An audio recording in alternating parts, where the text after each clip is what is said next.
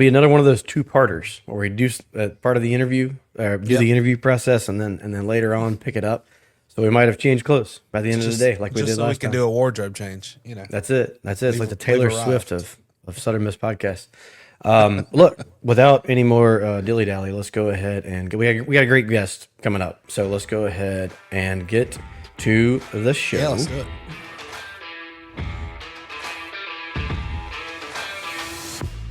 Welcome to the Top Talk.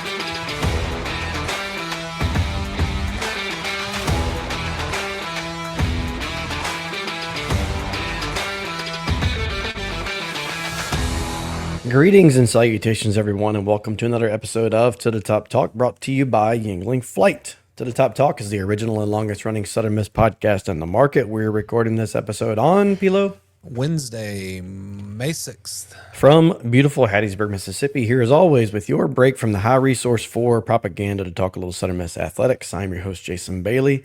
Joining me now, the one and only Patrick Lowry. Hey.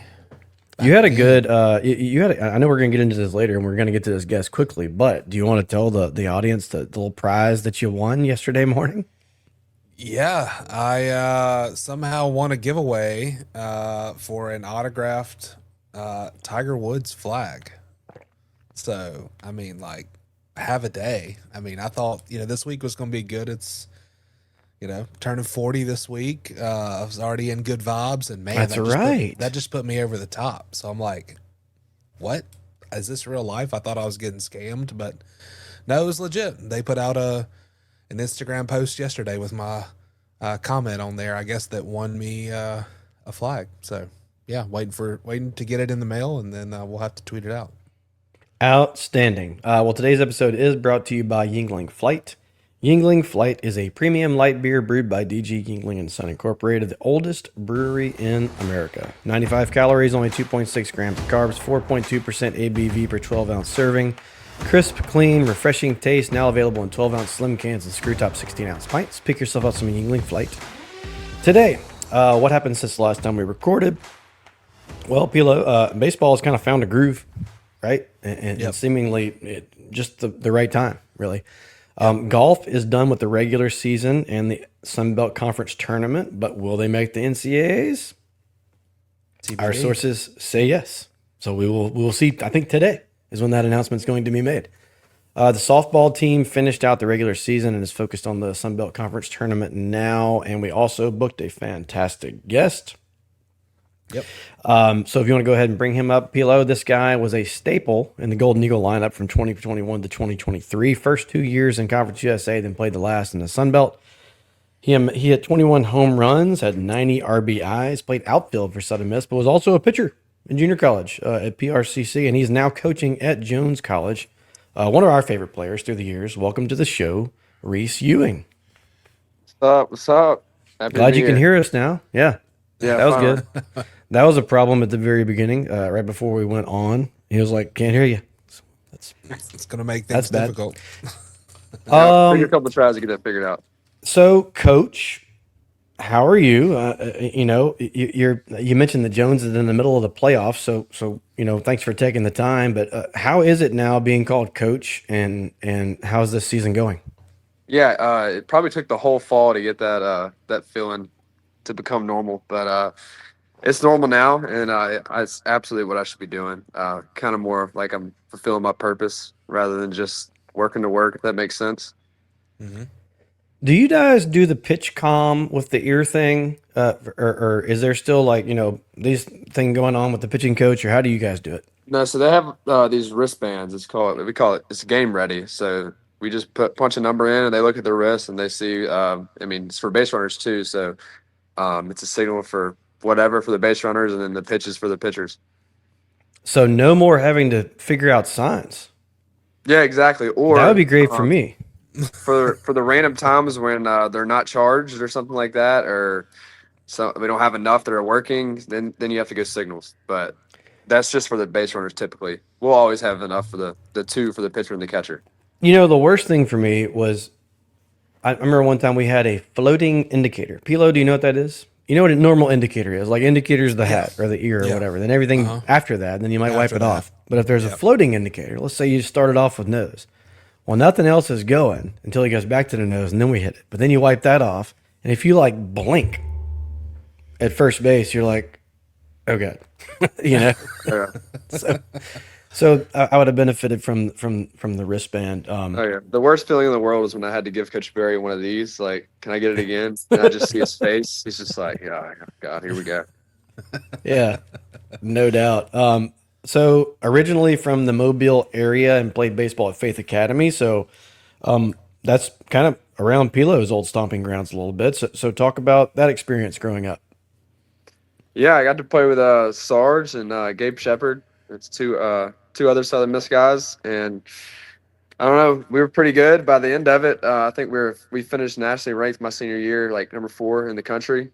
I got to play in the state championship 3 years in a row against the same team for 3 years, and finally got it done our senior year. I mean, it was a good time.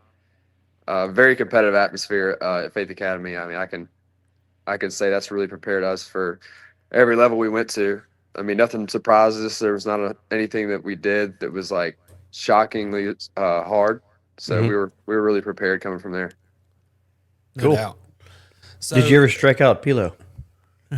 No, I never got to face him. it's a good thing because I stopped playing when I was 10 and picked up golf clubs. So I think you would have struck me out very easily. Speaking of pitching, I think probably a lot of people didn't know that about you. What kind of pitcher were you, and kind of what was in your arsenal on the mound? High school, like I think most of my first offers was like all about pitching. Like my first 2 Division I offers out of high school was like, hey, we want you to come here, but we just want you to pitch. And I was like, I can't do that. Can't do that. So I think it was like Southeastern Kennesaw State at the time. Like they wanted me just to come pitch. And I mean, even Kaye, the first time Kaye ever saw me play, he came to watch me pitch at LSU. And he let me know before he's going to come watch me pitch. Pitched horrible. But we were at LSU and I hit a home run there. And Ooh. I actually saw him the other day. He was talking to my dad, and he was like, I think I was his good luck charm. Every time I come watch him play, he just hit a home run. But yeah, on the mound, it was just I would try to throw the ball as hard as I could, and I was one of those guys that I was either really on, and it was like 88, 90, or I was really off, and it was like 83, 86. So whichever day you caught me, it was luck of the draw for me. Wow. Very cool. So, and we're going to get into more of this, but I think everybody listening right now, at least when we booked you, I was like, I got to know. So I got to know, was the ball fair or foul? I mean, y'all saw my reactions on video, right? I thought it was completely fair. I think so too. And if you're wondering, listeners, I mean, it was the 5th inning, I think, versus Ole Miss, and was it the super regional? It was was it a Super, regular yeah. regional? It was the super, yeah. Yeah. For a grand Yeah, it was slam. super. I mean, So yeah, oh, we were down 3-0, and I want to say yeah. it was either the 6th or the 7th inning, hmm and yeah, it would have been a grand slam with 2 outs. Would have put us up 4-3, and I mean, if you talk to Krill will break it down how we 100% won the World Series if that ball was fair. Yes. I mean, he was like, we got Rogers coming in, we don't save them, we win that game. They haven't been to game 3, so he'll break it down and have you fully convinced we were 100% going to the World Series. That ball was fair. Well, I know I think there was premature horns. We had a premature beer shower down there at the end of the roost. Yeah, it was And chaos. then we're, I mean, just high fiving everywhere. And then I looked that way, and not everybody was cheering, and I was like, "Whoa, you know what? What?" Anyway, Right. yeah. Sorry to bring up a bad memory for everybody, but I'm glad to hear you say that you thought it was fair because Yeah, I mean, that was my initial reaction. So it took me about a year to even watch the video. So I don't know. I haven't really dissected what it looks like on TV.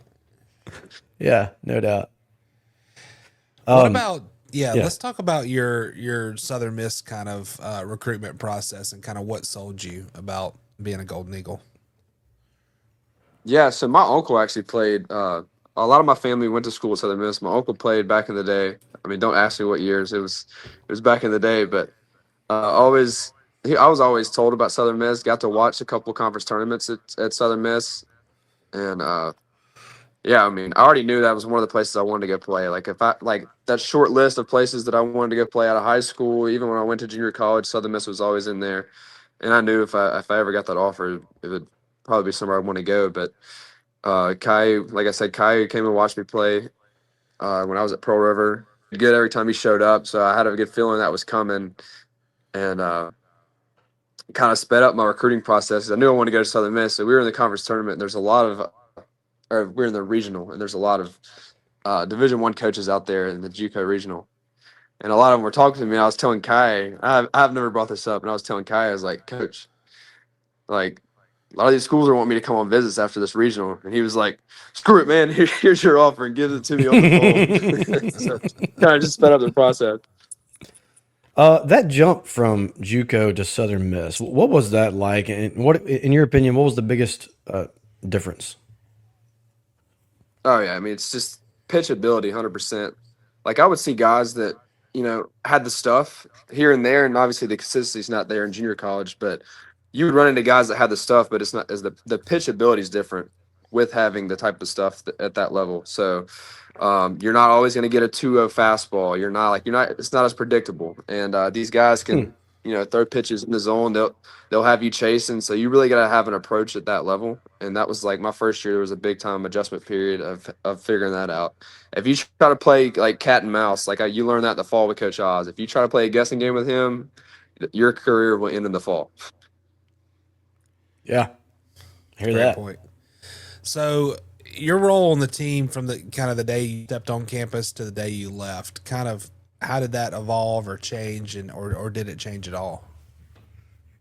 Yeah, kind of started off like just trying to find your spot on the team, like doing whatever you can to get in the lineup. And my first year in 21, I found a consistent spot in the lineup.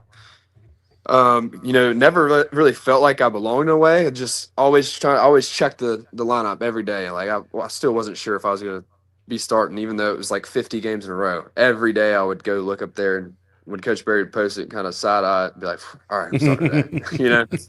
And then year two, I kind of like found my footing, and then gained some confidence, and that started to go away. And that's really when I took off. Before, I mean, I broke my hand in that season, but had some confidence there, and then really just like for me, it was just finding value. Like I added value outside, like in multiple ways. So in 23, like if anybody went down, that's where it started off. Like I knew like I added value in the outfield. So if anything happened defensively, I knew that I was definitely going to be in the game, or if we needed help there, like, and then I got hot with the bat. It's just, finding ways to add value to the team.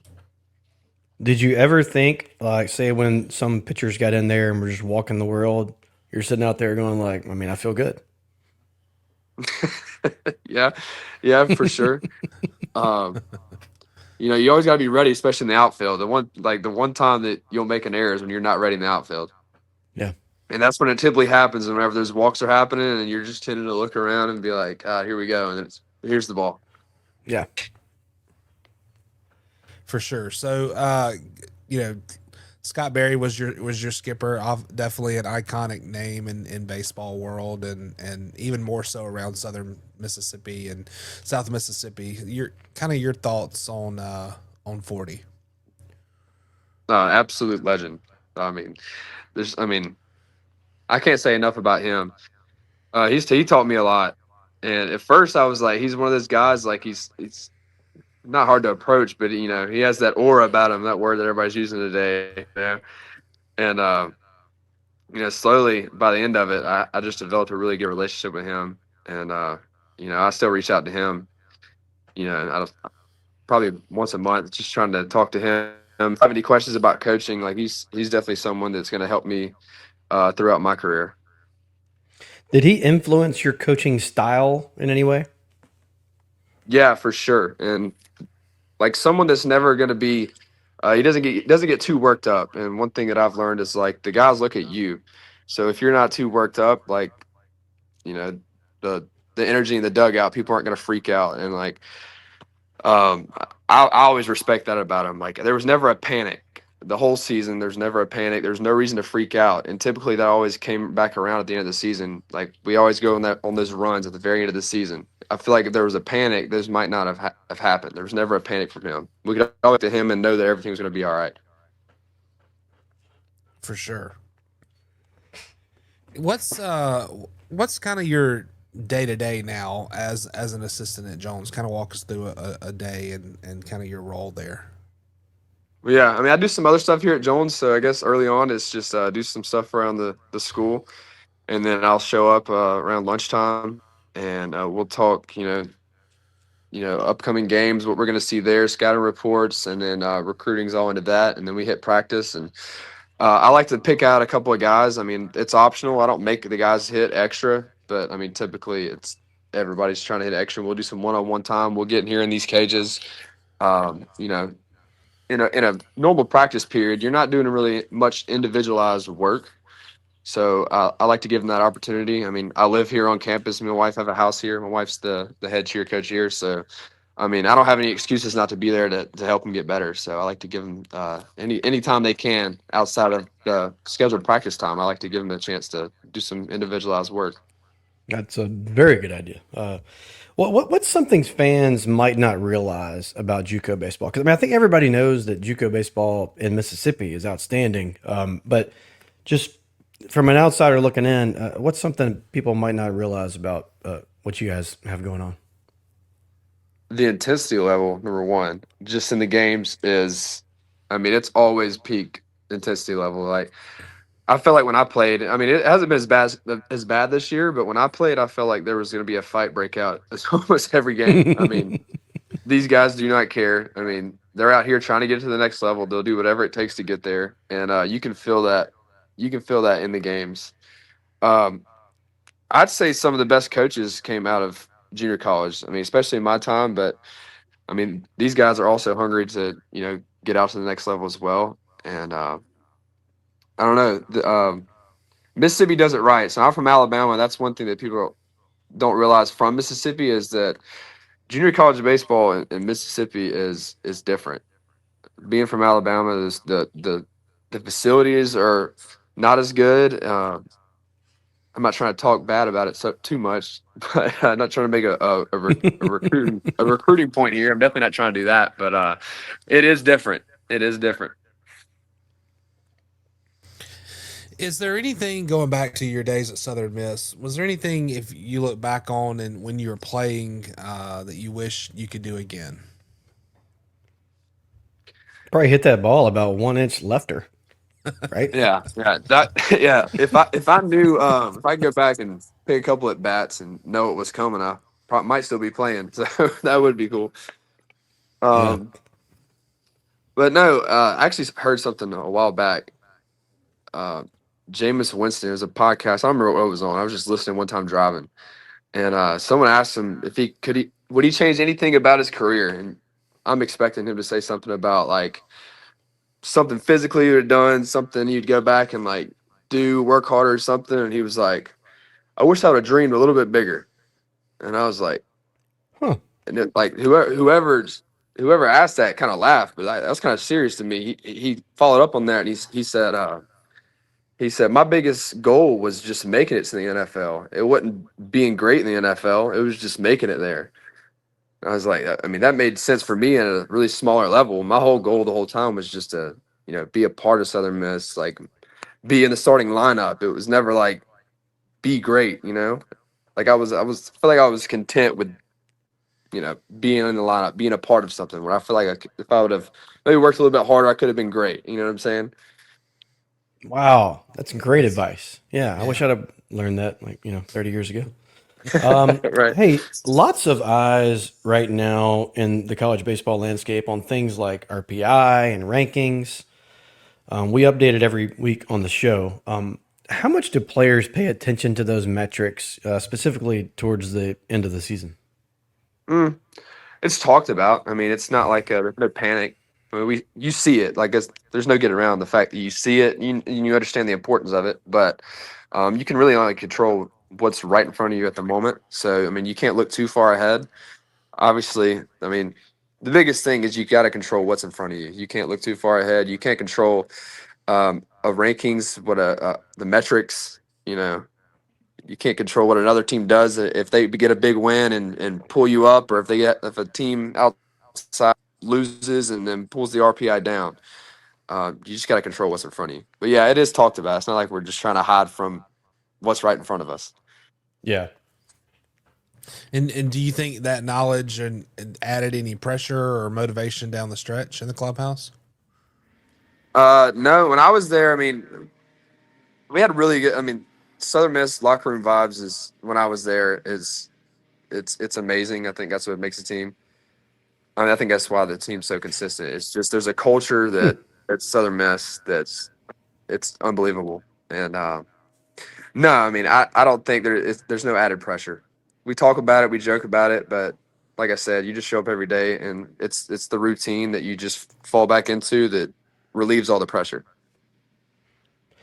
Hey, and a couple more things, and we'll hit the quick hitters, and we'll get you out of here, Reece. But Yeah.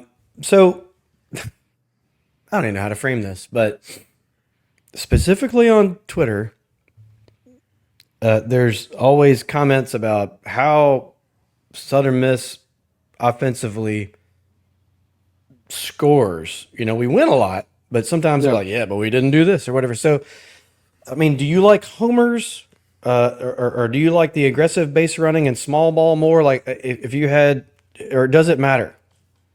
It matters to who you are as a team, in my opinion. So, if you're a team that's built to hit homers and drive in runs and get on base, like walks, via walks, hit by pitches, like you need to be that team. Like, but if you're gonna try to be something else that you're not, that's when it doesn't work out. So, I mean, stealing bases, it doesn't just happen because you ask somebody to steal a base. It's because you have the ability to steal a base. You know what I'm saying? Sure. Yeah. So whatever the team is built for, in other words, Exactly. that's, and at the end of the day, if you're winning, and your RPI is like, I don't know, top 10, that's probably pretty good.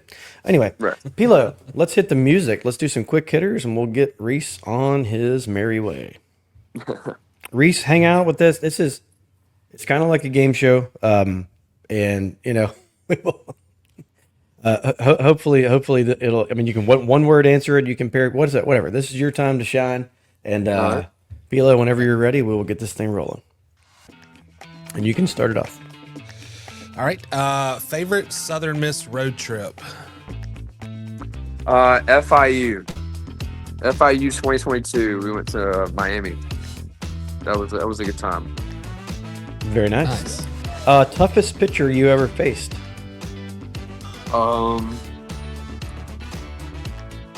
That's a good one. It might have been a fall game. It's gonna be a fall game. Dalton Rogers. Oh, there's a good one. Yeah. Yeah. How in the world is he not in the bigs yet? Right. Theoretically, if you could pitch to yourself in your prime, who wins that battle? Me as a hitter, because I'm gonna walk. Do you have any game day superstition? I am notorious for I might be superstitious and trying not to be superstitious. So I'm gonna do something different every time. Hey, follow up to that? Was there any game day superstition as a player, and now as a coach, you have a different one? I'm a team guy, so like us as coaches, like we're a little superstitious, so we'll try to do something different. If we're on a streak, something's gonna stay the same. Yeah. One word to describe the voice of the Golden Eagles, John Cox.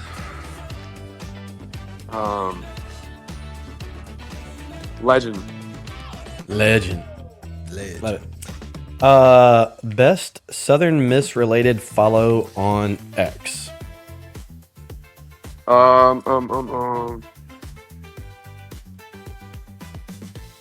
Let's shout out my boy Carson Pato. There you go. There we go. Tuna. Love it. No, that's one of my best friends. What's in the earbuds when you're working out? Coach Max mixtape. So I didn't know any of this type of crazy yelling hard rock music, but after being at Southern Miss, it's just all I know. So if you see me in the weight room, I'm probably listening to that. Nice. The funniest teammate you ever had.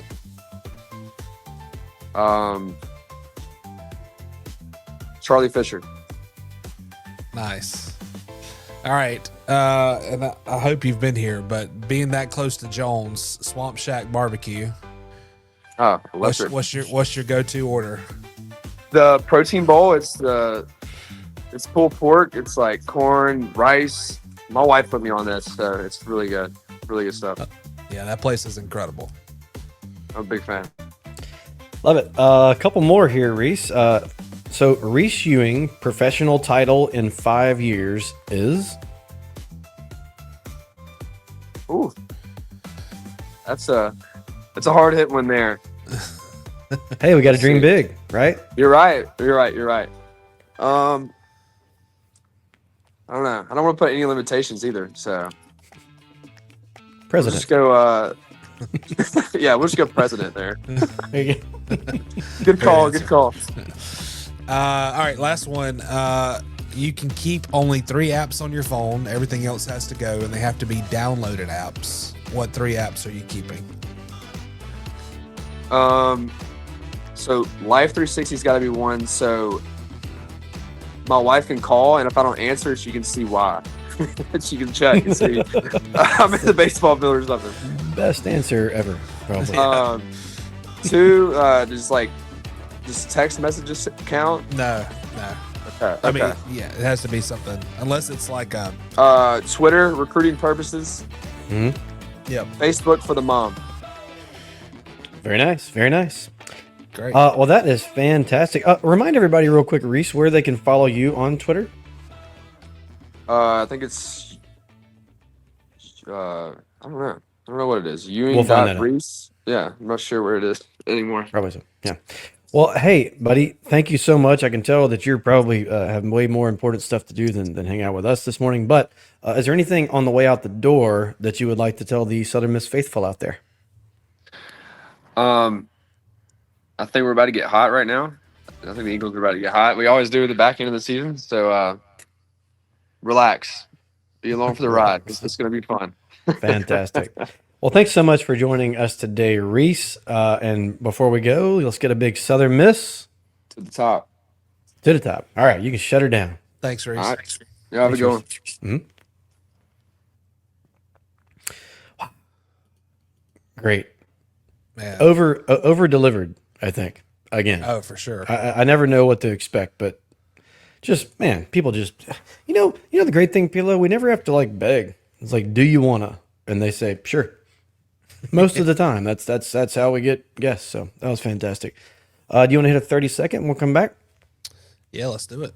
All right, we'll be right back.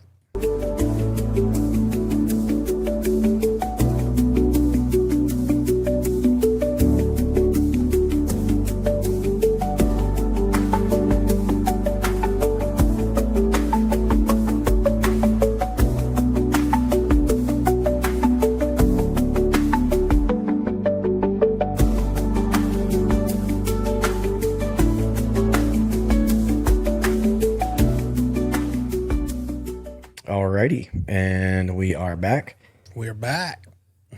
just like that, right?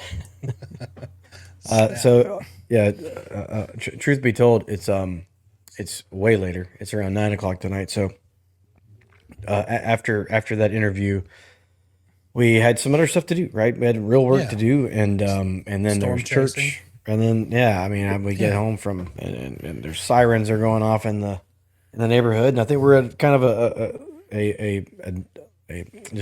holding period, or like a dead time in the storm. Like there's more storm coming through, but looks like the people over in Brookhaven got it pretty bad. I think the Lamar Christian got hit pretty hard. Yeah, down in Purvis. Yep. So prayers up for everybody involved in that, and it's not over with. So hopefully there's no more Yeah, I damage think to all the report. rough stuff will be. I think it should just be some more rain. Hopefully, all the energy kind of got sucked out of the atmosphere with those 2 storms, and we'll be safe through the night. So Well, we got all of our stuff in the bathroom. Jack's got his batting helmet in there, some stuffies, yeah, pillows. prepared. Flashlights everywhere. We're ready to rock. Anyway, so since, I mean, heck, a lot's happened, I guess. I think we kind of previewed that we thought the golf team might make the NCAA regionals. We got wind of that yesterday. After we finished our quick interview this morning, that happened, right? The selection show happened. I actually went out there, and before I could even get in the door, they'd already announced Southern Miss. I was like, missed it by like 30 seconds. I did get to say congratulations to Eddie and some of the players, and saw Jeremy and saw Sean. So that was good to see those guys, and you know, congratulations for those guys, right? So the men's golf team is headed to Athens, Georgia, and you know, I didn't really know how. This is the first time it's ever happened in Southern Miss history, so I've never covered it or followed it really. The women made it last year, but so I looked up, you know, what all goes into this. So there are 6 regional sites with either 13 or 14 teams, along with 5 or 10 individuals not on those teams. Okay. So that's kind of the how it goes down there. The regionals will be played May 18th through the 20th at the following sites: University of Georgia Golf Course, that's in Athens; Bermuda Run Country Club in North Carolina. That's the host is Wake Forest there. Traditions Club in Bryan, Texas, with Texas A&M. OSU Golf Club in Columbus, Ohio. That's Ohio State. Tristing Tree Golf Club in Corvallis, Oregon, with Oregon State. The Gallery Golf Club in Marana, Arizona. That's hosted by Arizona. And the top 5 teams and the top individual not on an advancing team will move on from each regional to the national championship, which is held at Omni La Costa Resort and Spa in Carlsbad, California, May 29th through June the 3rd. So, you know, basically there is kind of like, I mean, you know, there's not as many host sites, but there's more teams. And so the entire team can advance, or if you're just an individual and you go really low, you can advance also. Nice. So I guess we're kind of hoping that the entire team, you know, kicks ass and makes it all the way through. But if not, you know, we have plenty of good golfers that can maybe advance individually, right? Yeah. You know, it's in Carlsbad, California. Headquarters. Ping? Close. I don't know. TaylorMade. Oh, yeah. okay. TaylorMade's headquarters is there. Oh, cool. Very nice. I'm really nerdy enough to know that. Southern Miss's regional in Athens, Georgia. Here are the teams that Southern Miss will be competing against. So Auburn, number 1 Auburn, number 2 Illinois, 3 Vanderbilt, 4 BYU, 5 Georgia, 6 Louisville, 7 Kansas, 8 Northwestern, 9 College of Charleston, 10 Rice, the 11th seed Southern Miss, then 12 is Harvard, and 13 is Howard. So we're in there. Isn't that kind of weird that Georgia got it? Yeah. And they're the 5 seed? It may have to do with the availability of courses and yeah. I mean, not that Auburn doesn't have a plethora of golf courses around there with the Trent Joneses, but yeah. But I don't know. There could have been something going on, or maybe they're in the middle of Reno or something. I don't know. Just aerated the greens. Yeah. Right. But anyway, so that was neat. It's the first time I've ever been out to the Geddes Center. It's really cool, man. I walked around just a little bit. Like I said, it kind of already been announced by the time I walked in. So there's lots of people walking out of the door as I was walking in the door. But the parts of it that I got to see were cool, and Ed, you could tell he was already pumped. So that was good, and I was glad that I got out there. I know how to get there now. I took a wrong turn to start with. That was hilarious. I was like, there it is. How do I get there? Anyway, so good on them, and that is fantastic news. Let's recap all this stuff really quick, Pilo. Let's do our picks and all that and get out before this next round of storms come through. Yeah. So baseball sitting at 34-14, 6-8, won 3 in a row. Of course, we swept ULM. 16-8. Yep. Yeah, did I say that? I might not have. Said 6. Oh. It's okay. 20-5 at the Pete this year. It's not good enough. Yeah, you got to steal more bases. Or I don't know, hit and run, just whatever. Just stay away from homers. That series versus Louisiana Monroe. So the Friday was canceled. Double dip on Saturday. So the Saturday tilt had game 1 and 2. Won that first game 2-1. Took 11 innings to get it done. It was still done rather quickly. Called it in the 4th inning. Did you? I did. What'd you call? An extra It inning was going to game? be extra innings. Yeah. Oh. So, tell as old as time, man. Anytime we have a Saturday doubleheader, that first one's going to extras. It just always does. Well, your boy Russo ended it with a walk off. So that was good. Right towards you guys, right down there. Yeah. At the right field corner. So that must have been cool.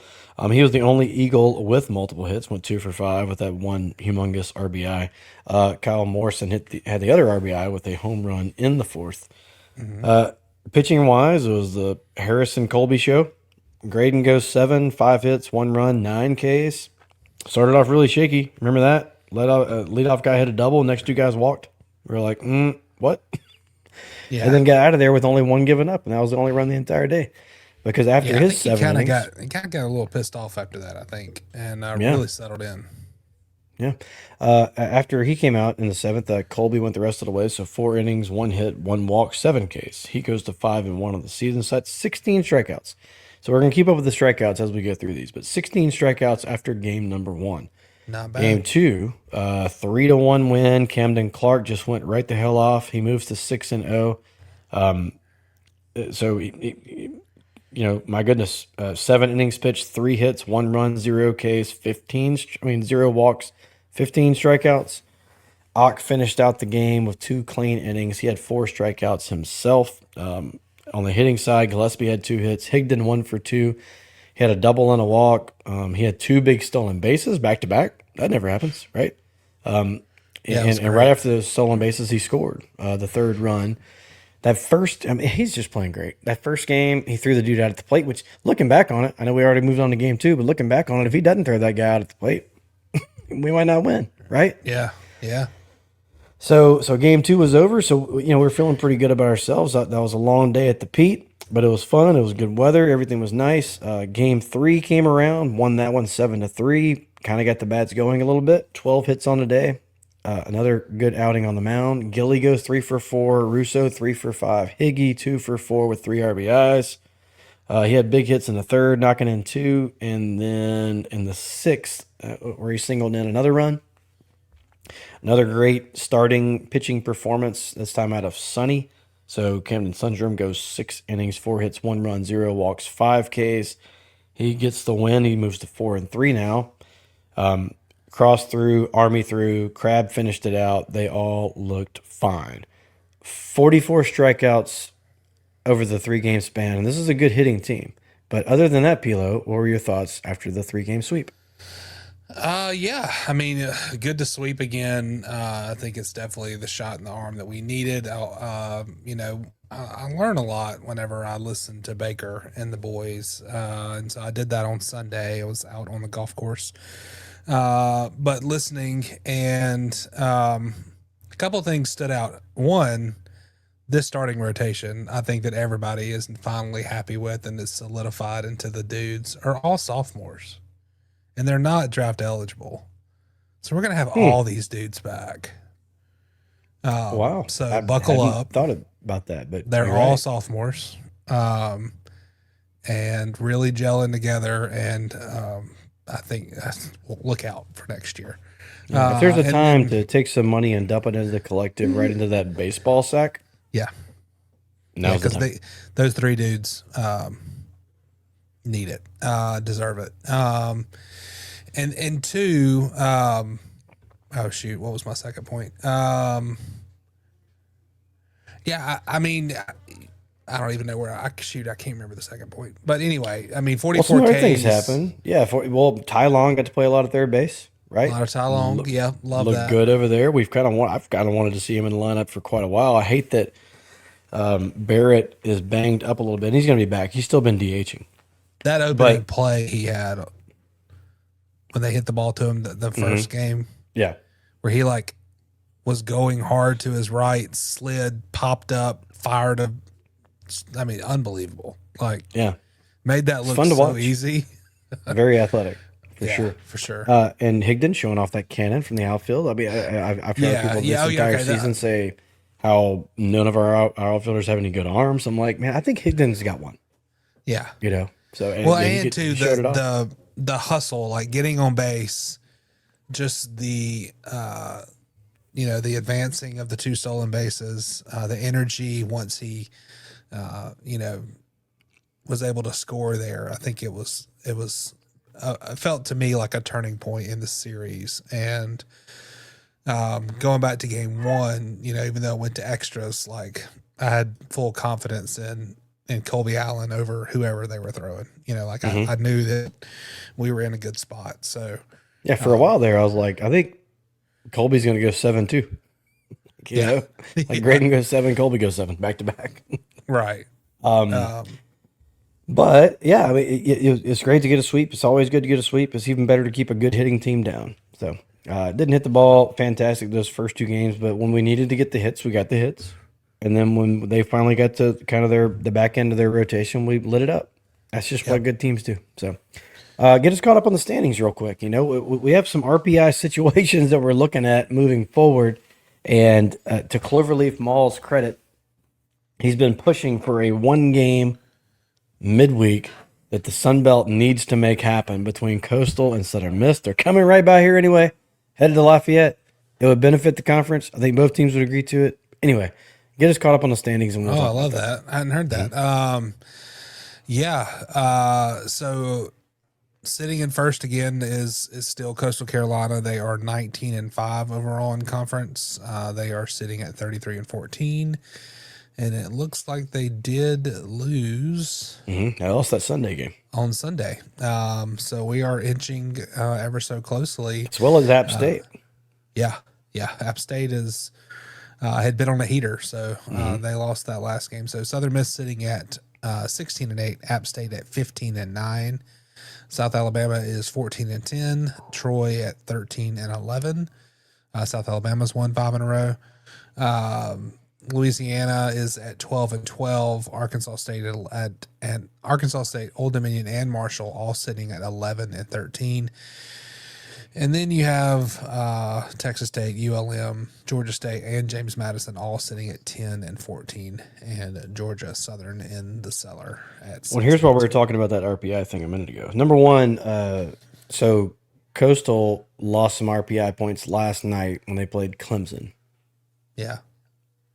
So, we're about to be in that same situation because the next 2 games we have, or the next 2 series that we have coming up, no more midweeks, but James Madison this weekend at James Madison, and then Georgia Southern here the final Thursday, Friday, Saturday before the tournament starts.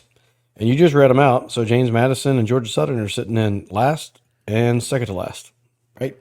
Yikes. RPIs. So James Madison, a quick snapshot of what they look like. They're 4-6 in their last 10 games. They are 10-14 in the Sun Belt, 20-27 overall, RPI 170. Nowhere to go but down, RPI wise. Can't afford to lose a game, even if it's being you just can't, right? Mm-hmm. Not if we're serious about hosting. That's the deal. We're comfortably in the postseason, everybody, but we're straight up looking at hosting at this point, and it just sucks that these final 2. When you could have had a Southern Miss Coastal series, you could have had one. We still got a chance to have at least 1 game. I don't think it's going to happen because that would just this makes way too much sense and would it would be progressive. So that's not something that we do. After that, Georgia Southern is back at the Pete. They have a 6-18 Sun Belt record, 14-34 overall, an RPI of 208. Yikes. So I haven't dove into exactly what the future holds, if we win, if we lose, all that. But I don't see. I don't. If what do you think? If you win all 6, you drop a few points, 20 points. You happen to lose a couple. Predictive has us dropping 5, so sitting around 15. Okay, well that would be fine. Is that if we win everything? Because we just swept. If we end the season going 9-0 in conference, that is awesome. What's that's our also record? Just kind of unheard of. What's our record right now? Overall record, Uh-huh. 34-14. So they got us losing one game. One of those last ones. So 39-15. 39-15 and Okay. sitting at 15. I'll 21 take and that. 9 overall in conference. And that would be firmly in the host conversation, I would think. Oh, for sure. Possibly a national seed. One of the, Yep. maybe. So, okay. I tell you what. Let's go ahead and get to our Players of the Week segment. Hit me with some Players of the Week music. Have you thought about yours? Because I'm thinking about mine as we speak. That tornado threw me off. I got a pretty good handle on mine. Okay. Let me get our standings up. I have that right here. The To the Top Talk Players of the Week segment is brought to you by Bourbon on Front, located at 206 Front Street in downtown Hattiesburg. Steaks, seafood, cocktails, and the only rooftop patio in downtown. Open every day but Monday. Call 601-336-7097 for reservations, or visit on the web at bourbon-on-front.com. Bourbon on Front. Go check them out today. Tonight's that steak night that they have. Have you seen that? Mm-hmm. $30. Yep. Big old steak and the potato and the whole deal. Yes, sir. Can't beat that. Okay, so why don't you go first? I think I've gone first like 3 or 4 weeks in a row. Honestly. I think you have. I am going to give it. I mean, Camden Clark. Like, Yeah. I mean, there's another person I feel like, but I mean, Camden Clark, 15 strikeouts in 7 innings. Well done. Incredible. And he got more accolades for that performance as well. Yep. It's hard to believe that that same guy didn't get out of the second last week. Right. In golf terms, is that like... Take a shot. Is that like, I don't know, like shooting a 94? I think that's kind of like you shot, Like top 3 right into the water? you shoot 42 on the front and then you shoot 36 on the back. Yeah. 42-32, maybe. 42-28 Yeah. with what he did. That's true. That's true. Great pick. I am going with Ben Higdon. Yep. Was If that I your could second vote choice? twice, it would Okay. be, yep, 100%. I was right there with you. Because how do you not give it to it's he could only play in one game. That's the but without okay. I think without what Higdon did, maybe we don't win all 3 games. But you can say the same thing about Camden. So I don't know. I'm kind of glad we went differently though. So what is the updated total? Yeah, so that puts Ben Higdon now. He is tied with Gilly, Colby, and Harris at 3. And Camden Clark is in the group of 2, so that includes Jerb, Seth Smith, Dre, Camden Clark now, and Kyle Morrison. Well, good deal. Fantastic. To the Top Talk Player of the Week, brought to you by our good friends at Bourbon on Front. Next time you're downtown, be sure to go and check them out. Baseball rankings, we updated most of them here. D1 baseball and NCAA, we both are both at number 12. Number 12, right around there, is kind of where everybody's sitting with our baseball rankings. On 3 has us at 12. Rob's ranking has us at 10. 11.7 mid-major has us at 2. Baseball America number 12. Perfect Game number 13. NCBWA 12. USA Today Coaches 13. RPI currently sitting at 10. And boy, if we could hang on to that top 15 RPI, that would be ideal. Massive. Yep. For sure. Softball wise, 33-23. So their regular season's over. Sunbelt tournament starts this week. As good as the week was the last weekend where we swept South, this week it was kind of that bad. 3 really close games, all 1-run games. Lost the first one 7-6. Giardina takes the loss. She goes to 17-8. Paris Ferguson did bring us back right there at the end. Hit a home run in the seventh, 3-run shot to get within a run. 9 hits on the day for the Lady Eagles, but just not enough. Game 2, so had to play a doubleheader. These ladies had to play a doubleheader as well with the rain in the forecast. They lost game 1, 1-0. The only run came in the fourth for ULM, a double. Scoring Brown. 4 hits for ULM, 3 for USM. Madeline Graham goes the distance. She does plenty. 6 innings, 4 hits, 1 run, 0 walks, 1 K. Takes the loss. She is now 10-8 on the season. The second leg of that doubleheader, lost that one 2-1. So 3 1-run losses. Boy, tough. That's tough. Tough. I did have another late comeback. Fell just one shy of tying it up. Both teams had 6 hits. Hit another home run late. Casey Bennett hit a home run over the left field fence to bring the Lady Eagles within 1. Neely McManus hit a double. And Giardina takes the loss yet again. Now is 17-9. So season's over, Pilo. The regular season's over. Headed into Sunbelt play. What are your thoughts on how the Lady Eagles season went?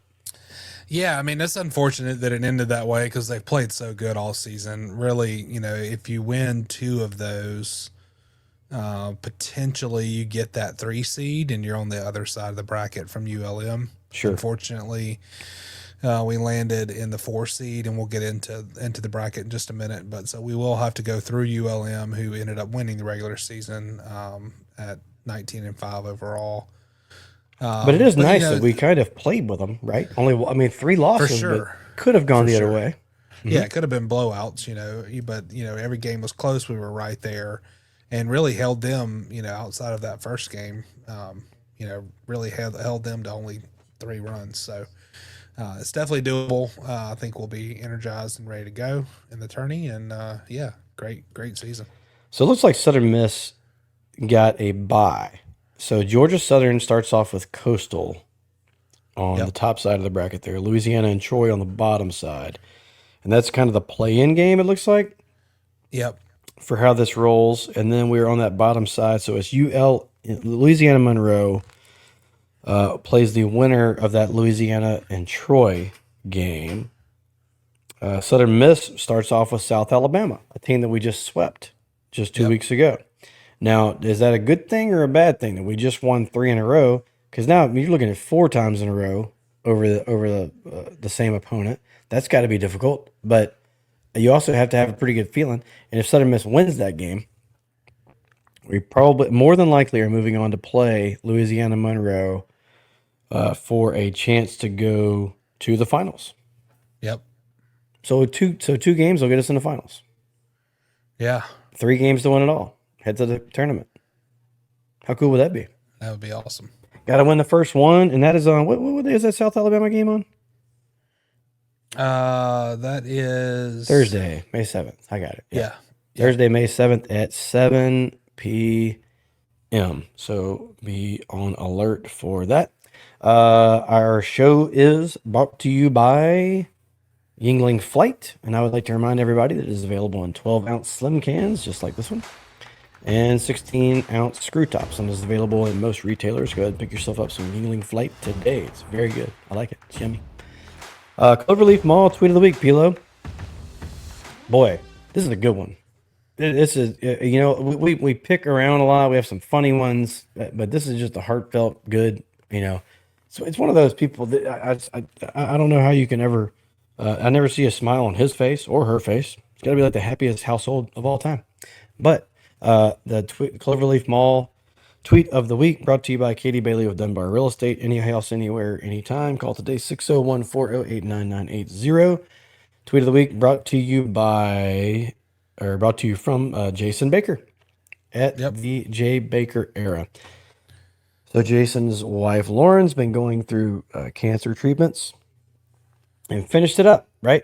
Got to ring the bell, that whole deal at the Hattiesburg Cancer Center here. So what he tweeted out was, today is a good day.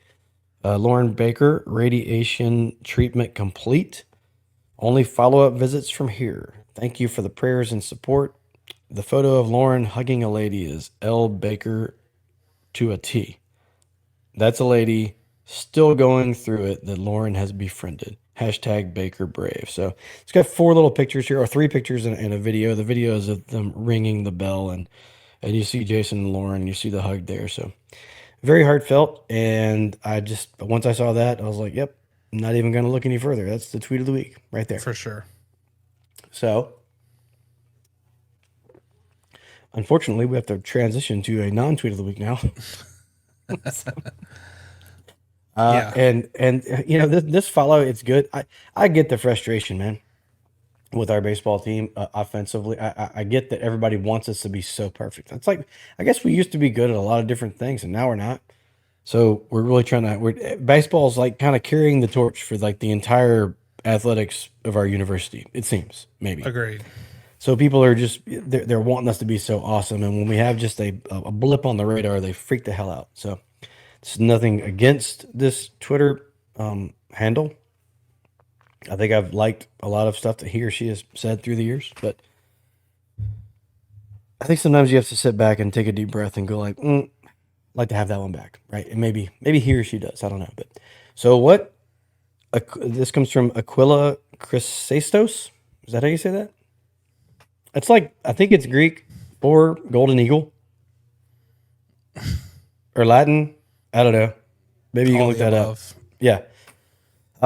So what it says here is Seth Smith has come up to the plate twice with runners in scoring position, and both times he has swung like he's trying to drive a ball out of the ballpark when all we needed was a single.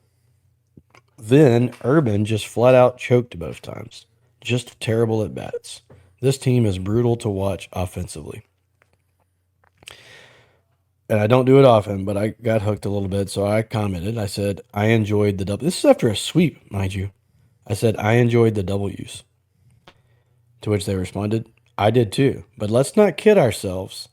This team is not good enough to compete in the postseason against top 50 teams right now. What? I don't, Okay. like I said, man, look, have a bad day. After a sweep, sitting in second with a top 10 RPI, looking at hosting, but we can't compete in the postseason against top 50 teams. Yeah. He'll want it back. He probably wants it back, or she, whatever it is. But anyway, there's your tweet of the week, It's the and you're not. scientific name for golden eagle. Okay, scientific. Or Latin. Gotcha. It is a little bit of Latin and Greek. Oh, great. Hey, You nailed wasn't it. far off. I went to school.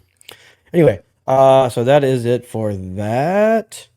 So in other sports news, in more baseball news, Sunbelt Conference baseball news, Camden Clark, we mentioned some of the further accolades that he had from his performance this week. He was named the Sunbelt Conference Pitcher of the Week.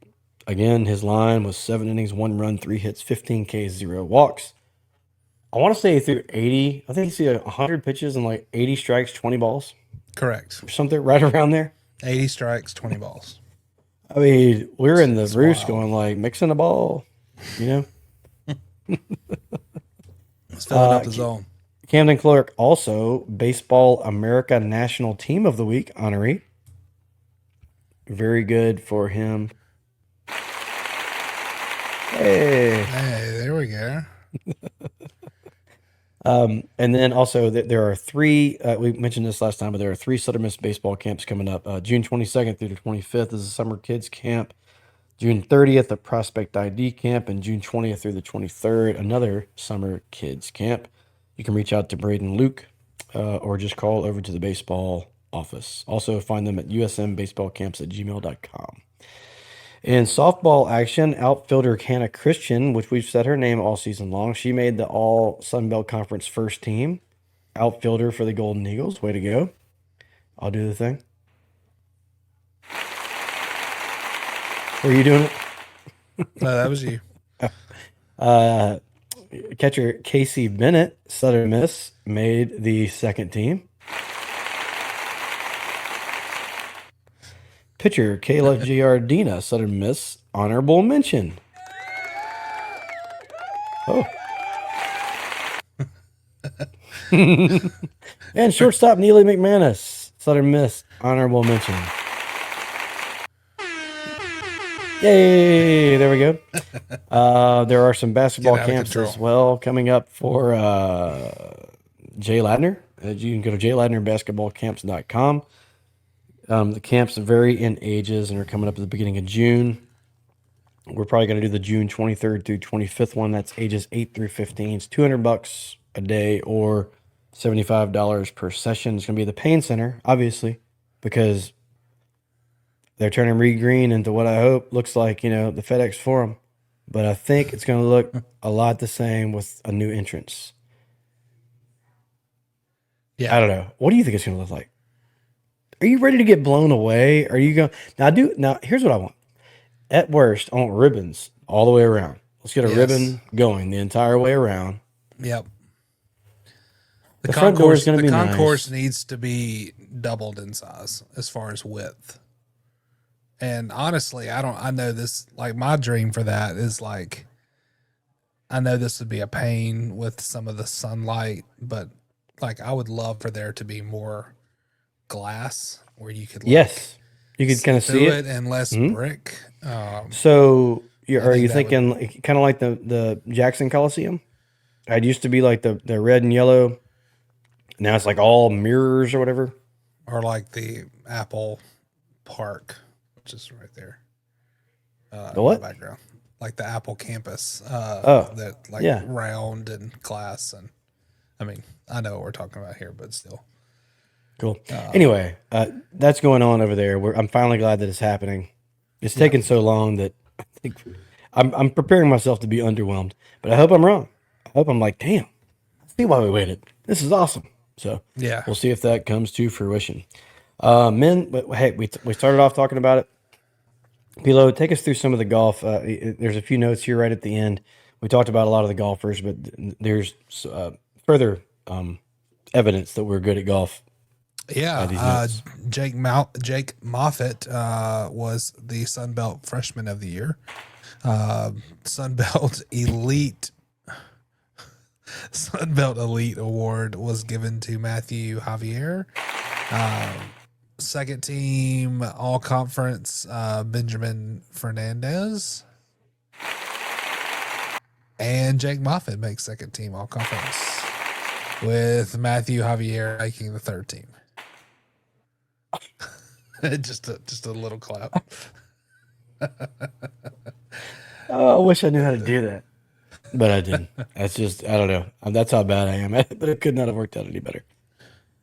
Very good. Remind everybody that, we mentioned it earlier, but go to topcollective.com and get your membership there. Dump all your money into whatever you want, or spread it out, however you want to do it. But we're kicking ass at golf and baseball right now, so Yep. if it were me, I'd be dumping it into one of those baskets. That's just me.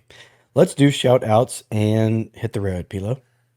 Yeah, let's do it. Oh, wait, hold on. The shout out segment of the show is brought to you by Art of Rue. My bad.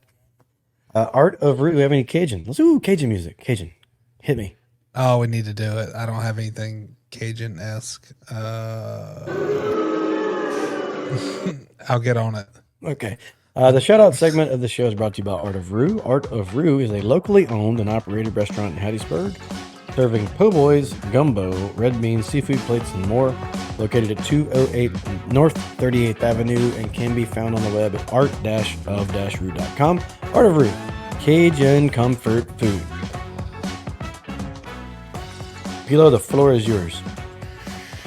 Yeah, I think we talked about it in the opener, but shout out to Jupiter Links and the TGL. I still can't believe it. I'll definitely have to post a picture of it whenever I get it. I thought I was getting scammed by some online Instagram giveaway, but after like checking 100 times, it's legit. So, I mean, I know I talk a lot about golf on here, but yeah, to have an autograph from Tiger Woods will be pretty incredible. So shout out to those guys for that. Appreciate it. And I wanted to give another shout out to Coach Barry on, I guess it was Saturday, second game. I had an opportunity to sit up in the suite and got to talk with him, and he told me that he listened to the art episode. Oh, good. And really enjoyed it. And he was telling some stories about him, and he talked about literally how he could fly. And Yes. I told you on Pro Day, I had to run with him. I'm like, what? why? I can't get like a normal person. It Yeah, looks he like I'm said- just incredibly slow. He said that he is one of the best players that he's ever coached, for sure. And the dude could just flat out hit. And that he really enjoyed the episode. And so it was really cool to hear him tell some stories about Dozier and then different players. And so it was really good to catch up with him. So shout out Coach I Barry. bet. Very cool. I'll give a shout out. So John Adams, he won the pot for this year's Kentucky Derby. You know, my horse, Renegade, we're watching it on the little TV that we have out in the roost. And it's a blind draw. So you don't know what horse you're picking, right? So Right. and so when I picked it, people were like, "Oh, you got the one." I was like, "Really?" They're like, "Yeah, but the one hadn't won in like 40 years." So it's like you can get squished on the All the rail inside. or whatever. Yeah. Which you kind of did. Well, anyway, my horse it looked like 15 feet away from the finish line was winning. And this other horse, they hadn't called his name the whole damn day. He goes like, "No." Yes. Dude, at that final turn into the straightaway, he was in dead last. I mean, Just literally came out of blitzed. nowhere. It I was like amazing. almost counting the money in my pocket, right? Yeah. You know what? It's another golf reference. That's like walking after your birdie, or like when your partner like when your partner hits like an 18-footer, and you're like in a hole, you know, and it like hits a rock or out. something. Yeah, yeah. That's what it was like for me. So shout out to John. He's a good dude. He's the guy who operates the horns most of the time. Yep. And also shout out to the Hattiesburg Zoo. That we love it. We've been season ticket holder or yearly ticket holder, whatever, at the zoo for as long as I can remember. The tiger died. So R.I.P. Bunga. You know, that they give world-class care there. We get animals that you probably wouldn't think a city the size of Hattiesburg would get, because of the awesome care that they receive.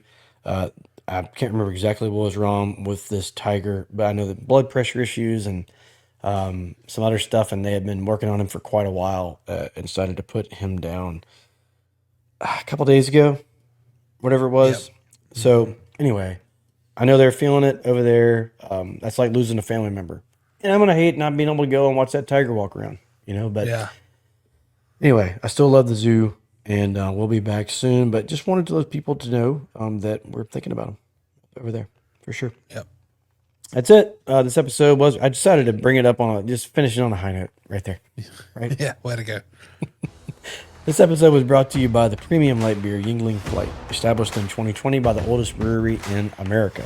Crisp, clean, refreshing taste, 95 calories, only 2.6 grams of carbs. Pick yourself up some Yingling Flight today. Thanks for listening, and whatever day you might have listened to, whichever platform you chose to listen in on. Remember, you can follow me at Bumper J Bailey, Patrick at P Lowry, and follow us on all the social at To The Top Talk. And don't forget about the mailbag, to the top talk at gmail.com. Hope you guys enjoyed it. Tell somebody to the top. Oops. Today. And as always, Southern Miss, To the top. talk.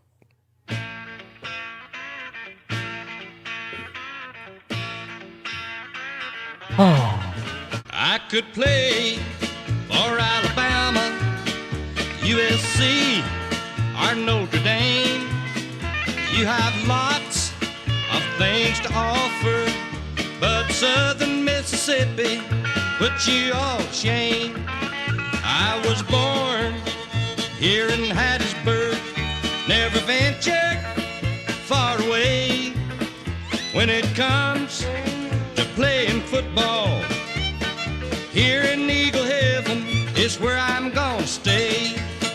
I could play for North Carolina, Ohio State, or LSU.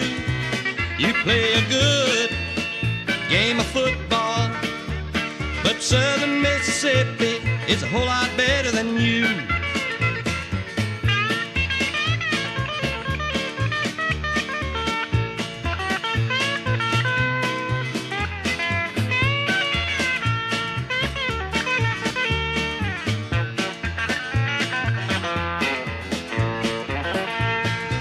When the football season is over and done, the fans here in Hattiesburg will be proud of what we've done. I could play for the Georgia Bulldogs, Florida State, or Tennessee, but I chose Southern Mississippi, and right here at home is where I'll always be.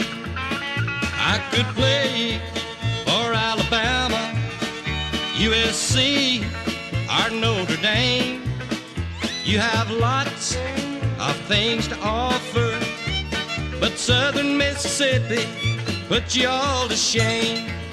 I could play for North Carolina, Ohio State, or LSU. You play a good game of football, but Southern Mississippi is a whole lot better than you.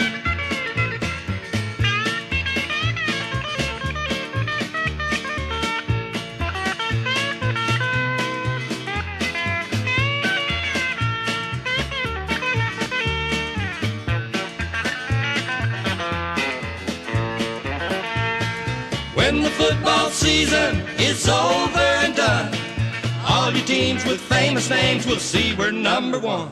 Ask Mississippi State. Ask Mississippi State.